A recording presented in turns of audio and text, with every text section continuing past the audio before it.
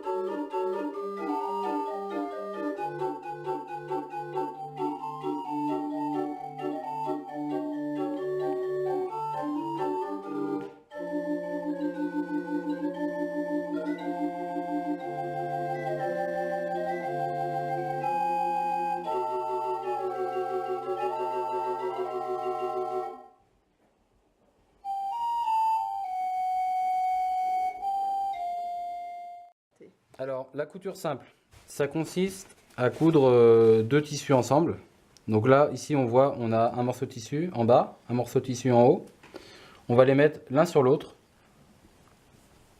et on va coudre tout le long, à environ 1 cm. C'est ce qu'on a réalisé précédemment ici.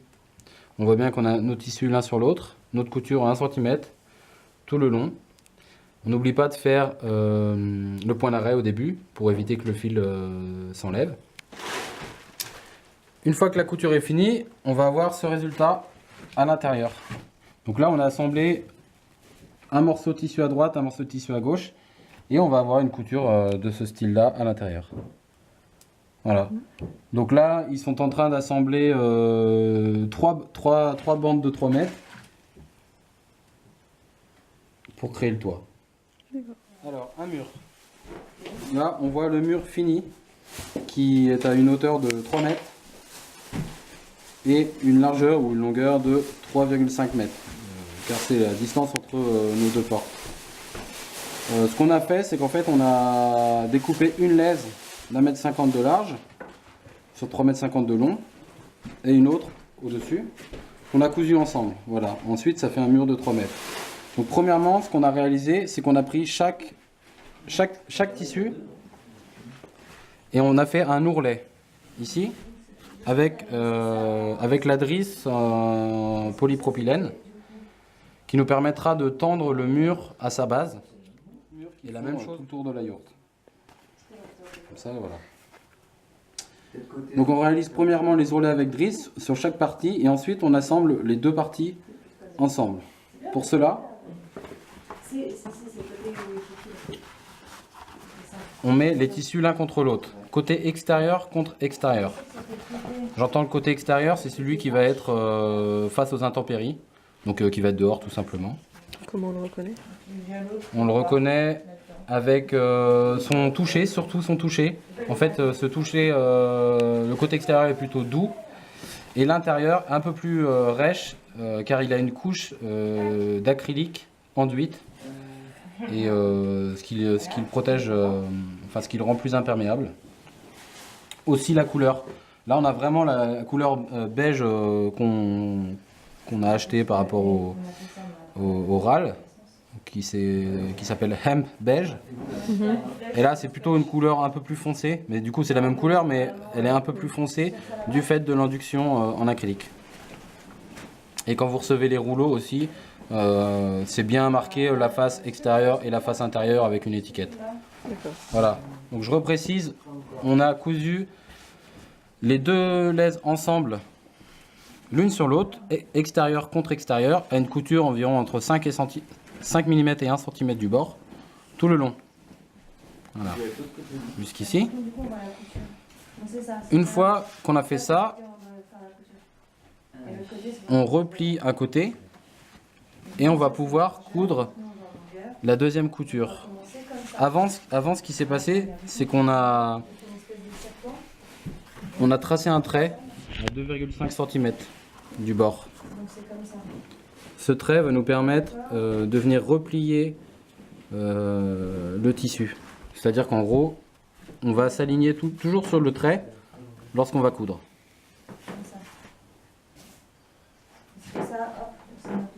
Et la couture environ 5 mm du bord.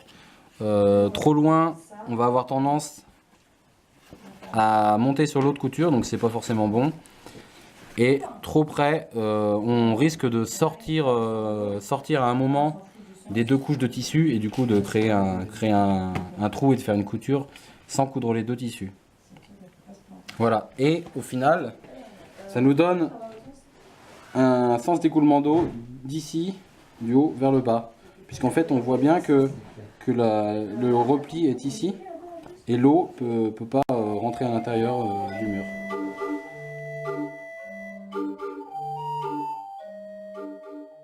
La double couture. Ce qui s'est passé, c'est qu'on a cousu les deux tissus ensemble avant, comme ceci. Donc on les a mis côté extérieur contre côté extérieur, celui qui va être dehors, contre les intempéries. Sur un des morceaux, on a fait un tracé à 2,5 cm. On peut le voir ici, le trait. Voilà. Ce tracé nous permet ensuite que lorsqu'on fait la couture, la double couture, on mette le pli sur le trait et ainsi que notre pli soit régulier tout au long du mur. Voilà. Ensuite, le morceau de tissu, le côté droite, on l'a enroulé, c'est-à-dire qu'on l'a posé par terre, on l'a enroulé sur un côté et ça permet à ce qu'il rentre en fait dans le col de cygne de la machine. Voilà, donc on a d'une part notre première bande, d'autre part notre deuxième bande enroulée. Et après, il n'y a plus qu'à coudre. Donc principe, toujours le même principe en fait, que le tissu soit bien, on va dire, orienté. C'est-à-dire si je pars de travers comme ça, ma couture elle va aller vers la gauche. Et si je pars comme ça, ma couture va sortir de ma deuxième couche.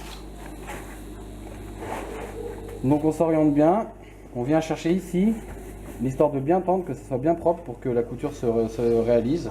Et on coud à 5 mm du bord.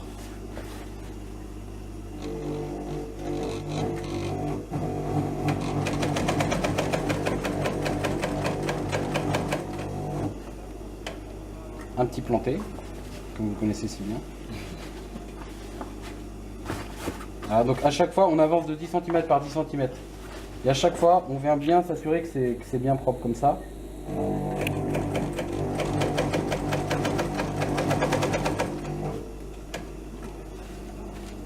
Même principe. Alors là, c'est un peu facile, j'arrive à la fin.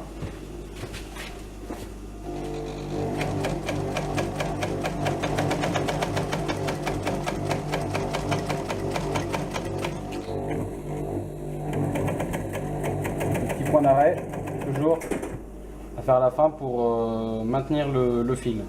Voilà, en fait j'ai passé dessus, j'ai reculé, j'ai avancé de nouveau et ça emprisonne le fil, on va dire.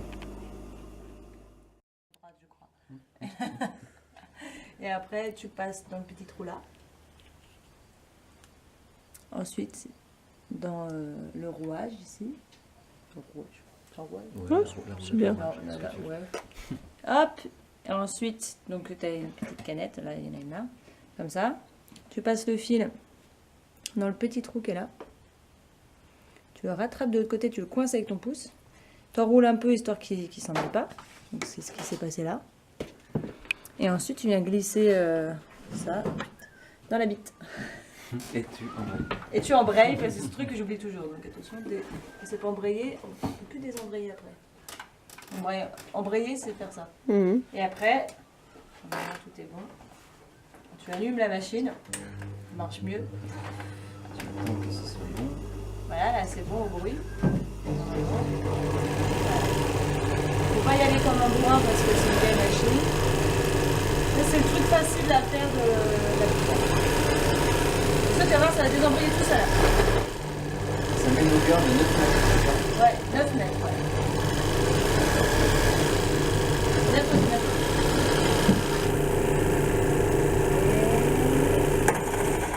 Voilà. Là, il s'arrête tout seul. Maintenant, t'as tout. Aujourd'hui, on va parler du toit extérieur de la yourte. Un toit qui est fabriqué en tissu acrylique, étanche à l'eau et perspirant à l'humidité. Ce toit, il va être de différentes grandeurs suivant le diamètre de la yourte. Par exemple, un toit de yourte de 7 mètres de diamètre, on va réaliser un cône. Donc là, je prends l'histoire du cône, un cône tronqué en fait, qui une fois replié comme ceci, a un diamètre de 7 mètres, pour la yourte de 7 mètres de diamètre, a ici un trou pour le tonneau, et a une pente de 30 degrés. Voilà. Donc ça, c'est des calculs qui ont été faits au préalable. On sait que pour un toit d'une yourte de 7 mètres, il faut réaliser un disque comme ceci de 8 mètres 56. Voilà. Il est plus grand que le diamètre, mais une fois qu'on va le replier comme ceci, on va bien avoir le bon diamètre. Donc ça donne ça en miniature. En fait, le principe c'est qu'on va coudre des bandes ensemble, ce qu'on appelle des laises. Donc pour la yourte, pour ce tissu là, on utilise des laises d'1,52 m. En gros c'est la largeur du rouleau. Donc on a une laise, 2 laises, 3 laises, 4 laises, 5 laises, ça dépend du diamètre de la yourte. Pour une yourte de 6 mètres, en gros il y a 5 laises, une yourte de 7 mètres il y a 6 laises, une yourte de 8 mètres il y a 7 laises. Donc plus la yourte est grande et plus cet assemblage va être grand. En gros, pour la yourte de 7 mètres, on obtient un carré de 8,56. 8,56. Voilà, donc on commence par coudre ces bandes. La première avec la deuxième, avec la technique de la double couture. On se rend compte qu'on a une couture dans ce sens-là, et de l'autre côté, ça va dans l'autre sens, puisque la pente n'est pas la même. En gros, il faut que l'eau puisse s'écouler dans ce sens-là. Si on avait tout simplement comme ça, ici la pente, l'eau viendrait se mettre dans la couture, et du coup ça finirait par fuir. C'est pour ça qu'il faut toujours être dans ce sens-là, avec l'eau qui passe par-dessus et ne peut pas rentrer par en dessous. Sachant que quand même derrière on a 2,5 cm de rabat. Donc voilà, c'est important. Coudre les laises ensemble pour former un carré. Ensuite, on a vu la découpe du disque à l'extérieur. On découpe le disque. On fait bien attention de calculer avant justement le nombre de bandes. On peut faire un petit croquis, le nombre de bandes et savoir où est-ce que notre tonneau va être situé. C'est-à-dire que là, j'ai déterminé qu'il y avait une bande, 2 bandes et 3 bandes du même sens. Donc ça, je le sais avant de coudre, j'en couds 3 du même sens. Et je sais que les 2 dernières vont être dans l'autre sens. Donc ça, c'est une technique de pliage après et de couture. Ensuite, sur ce toit, on va réaliser un rabat. C'est le rabat qu'on voit ici, qui va en fait descendre le long des murs. En gros, il fait 20 à 30 cm. Il va descendre le long du mur. Et ici, on va y fixer des passants qui vont être rattachés à la dalle. Voilà, on va en positionner tous les 2 mètres environ. Pour, si votre yourte elle est sujette à avoir beaucoup de vent, on peut en mettre tous les mètres. Voilà. Et à l'intérieur, on a aussi une drisse ici et qui fait tout le tour de la yourte et qu'on va accrocher. Cette drisse, on va la tendre au maximum et en fait, ça va resserrer le chapeau comme une ceinture d'un pantalon, hein, tout simplement. Voilà. Donc, ça nous amène à quelque chose de comme ça, avec notre toit, le bandeau sur le côté, la drisse, et ici on a pour le recouvrement des toits, vous voyez comme ça, comme ça, comme ça, comme ça, on arrive à peu près ici. Donc environ en bas on a 1,50 m de recouvrement, en haut 30 à 40 cm. Voilà. Ici on positionne des passants, on en met tous les 700 mm, 70 cm. 1, 2, 3, 4, 5. Et on va avoir des corps de chanvre qui vont repartir de l'autre côté et descendre le long d'un mur et être attachés à la dalle. Donc ici on va en avoir un autre, une cordelette qui redescend de l'autre côté. Ça va éviter, en fait ça va tenir notre toit tout simplement. Puisque nous on fait pas des toits, on pourrait très bien en fait coudre les deux parties, les 2 dernières parties. Le problème de ça, c'est qu'il faut faire une découpe parfaite, il faut que la yourte soit parfaite, il n'y a pas de jeu en fait. Si on met plus d'isolation, il faut le prévoir, il faut l'intégrer, il faut le calculer. Donc ça en fait, ça permet que le toit aille pour une yourte de 7 mètres de diamètre, ou 7,10, ou 6,90, enfin ça s'adapte en fait, très bien quoi. Et puis ça simplifie la fabrication aussi. Voilà, bah, c'était un petit topo sur le toit de yourte. Le principe c'est qu'en fait pour faire une yourte il faut faire le toit, il faut faire un cône. Un cône comme ceci, un cône qu'on appelle un cône tronqué. Donc avec le 7 mètres de diamètre à la base, avec un angle de 30 degrés et puis avec un trou pour le tonneau. Voilà. Pour faire un cône tronqué, il faut faire un cercle plus grand en diamètre. À plat du coup. Donc on va faire un cercle pour une yourte de 7 mètres, un cercle de diamètre 8,56. Merci. Pour faire un cercle de 8,56 de diamètre, il faut faire un carré de 8,56. C'est ce qu'on a fait. On a enfilé 1, 2, 3, 4, 5, 6. On a enfilé 6 bandes de tissu en couture, en double couture étanche à l'eau, pour faire un carré de 8,56. Maintenant on vient de poser le carré une couche sur l'autre pour pouvoir découper le cercle. Pour découper le cercle, soit on étale le carré en grand si on a un grand espace, et puis on découpe comme ici, on découpe en rond. Soit si on n'a pas de place, ce qu'on fait c'est qu'on le plie en 2. Voilà. Et puis on prend le rayon avec un compas. Donc soit un compas en bois, soit un compas avec un câble métallique. On trace et on découpe. C'est ce qu'on a fait ici en fait. On voit le tracé pour un diamètre de 8,56, donc un rayon de 4,28. Voilà. Une fois qu'on a tracé l'extérieur et l'intérieur pour le tonneau, on va venir découper avec une paire de ciseaux ce bout là et le bout à l'extérieur.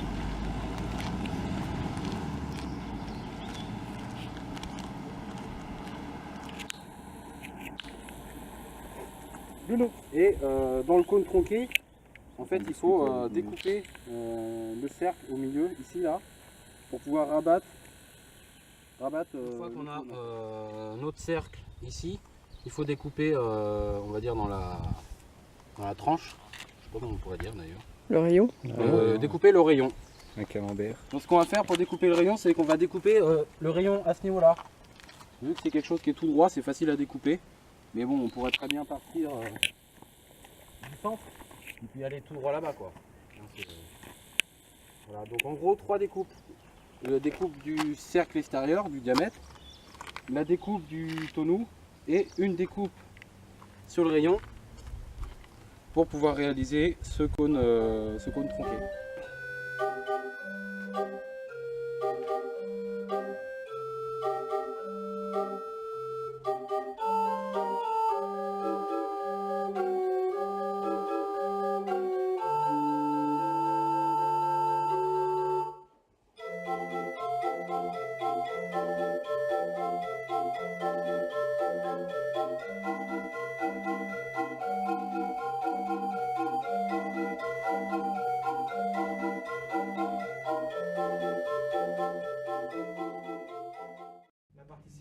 Là-haut, est composé de 3 pièces différentes qui est assemblée, collée et vissée, simplement. Avant de le visser ensemble, nous sommes partis avec des pièces carrées que l'on a chantournées. Chantournées, ça veut dire qu'on lui a donné un arrondi. Cet arrondi, il a été pris sur l'épure. L'épure, c'est le plan qui est au sol. Donc comment on a fait pour tracer sur ces pièces de bois? Donne-moi une pièce carrée, s'il te plaît. La moitié découpée. Elles sont toutes découpées? Ouais, J'ai tout découpé. Ok. Donc imaginez une pièce de bois.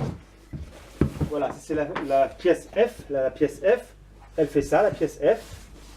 Et donc avec un grand compas, j'ai tracé. Une fois que j'ai tracé sur mon épure, super, merci. Une fois que j'ai tracé sur mon épure, j'ai posé ma pièce de bois qui était carrée, mais qui recouvre toute la pièce à découper. Avec mon compas à verge, c'est-à-dire un grand morceau de bois, avec une pointe et un crayon au bout, il m'a suffi simplement de retracer sur la pièce du dessus. D'accord. D'accord? Une fois que ce traçage était fait, je relève les traits d'arasement, c'est-à-dire que ce sont des traits qui vont limiter la pièce de bois, puis après le démarrage de l'autre. Et ce trait d'arasement, lui, il est rayonnant, il part du centre, et il divise ma galette en 6. Donc j'ai 6 morceaux de bois, avec l'arasement qui est ici, qui correspond donc à un rayon. Et donc je relève mes traits avec un crayon, et après je trace et je scie. Et je fais ça. Une fois que j'ai tracé, je coupe mes extrémités, et enfin, je peux déligner ou chantourner et donner l'arrondi à ma pièce. D'accord? Une fois que j'ai fait ça, c'est pas fini. L'arrondi à ma pièce A. Je vais mettre la colle et je vais le laisser comme ça. Une fois que c'est façonné, c'est-à-dire une fois que j'ai mes chanfreins. Hop, je vais mettre la pièce à côté, etc. Je vais badigeonner de colle. Je vais mettre ma petite galette intermédiaire qui, elle, va venir ici. Non. Comme ça, merci beaucoup. En décalage, sinon on aurait une grosse faiblesse structurelle pour attraper ça. Je mettrai la deuxième pièce comme ceci. Et la troisième enfin. Par contre, elle va être collée et vissée. Donc il y a beaucoup de vis. On s'en fout, ça ne se voit pas. Donc il y aura beaucoup de vis.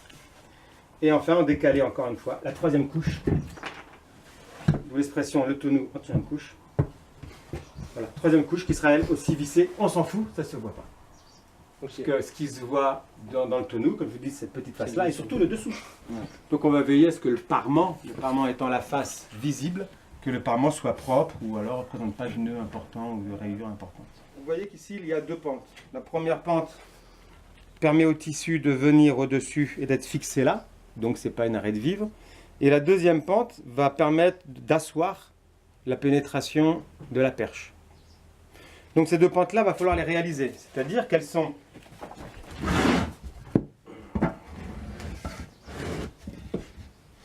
comme ça. Voilà schématiquement comment ça va être assemblé. Donc mes pentes, j'ai une pente ici et une pente ici.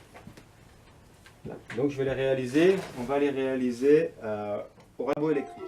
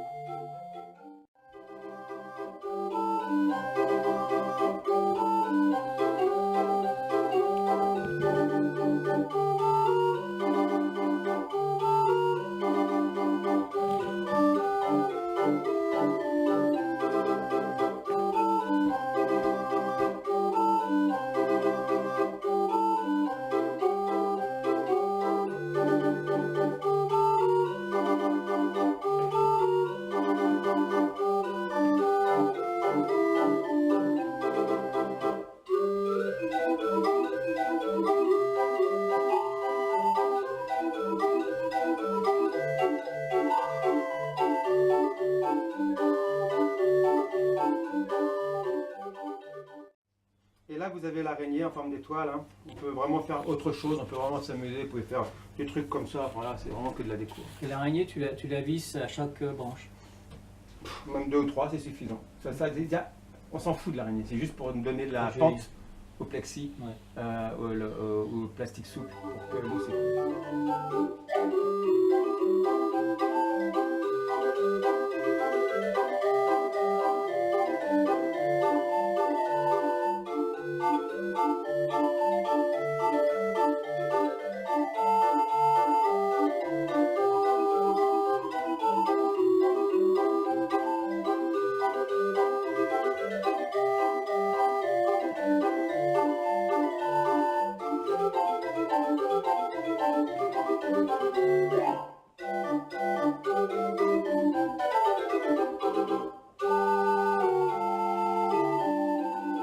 Alors, nous avons cherché à standardiser l'ensemble de nos actions, tant dans les morceaux de bois que dans les différents cadres qui vont entourer, donc les pré-cadres, qui vont donc entourer la menuiserie.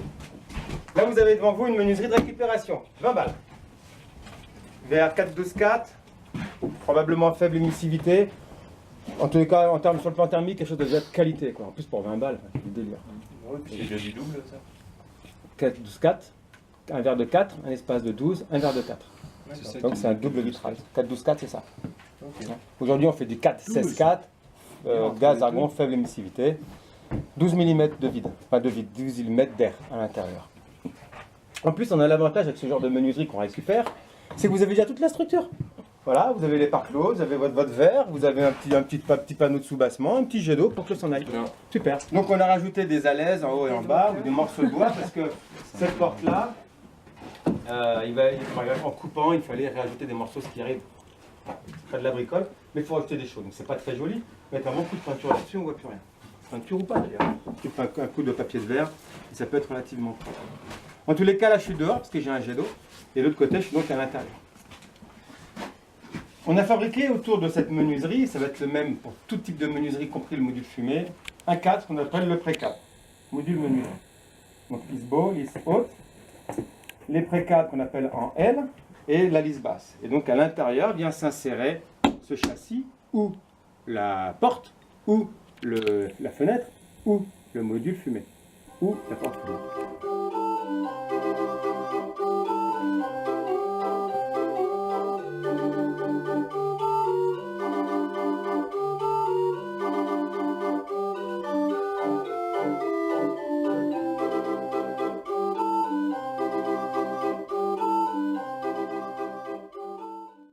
Donc ça va être une traverse basse et une traverse haute. Ces deux-là, comme par hasard, sont au bord de la dalle, car ils reposent sur le nez de dalle. Et la dalle de ce matériau. Et donc il y a une légère courbe. Et donc cette courbe-là, elle est fabriquée. C'est Irène qui l'a faite. Non, je l'ai coupée, ça là, j'ai pas fait. Elle n'a pas tracé, mais elle est là-bas. elle a tracé l'autre. Elle a tracé l'autre. Donc cette courbe ici, c'est bien entendu le périmètre extérieur de la dalle. Donc il faut pouvoir retranscrire là-dessus, c'est un peu grossier, mais bon, on l'a fait pour l'exercice, on aurait pu faire un truc un peu droit, c'est pas grave. Là c'est légèrement courbe, on a un compas à verge, on reprend le rayon et on utilise le compas pour tracer. D'accord? C'est au sol, n'importe où.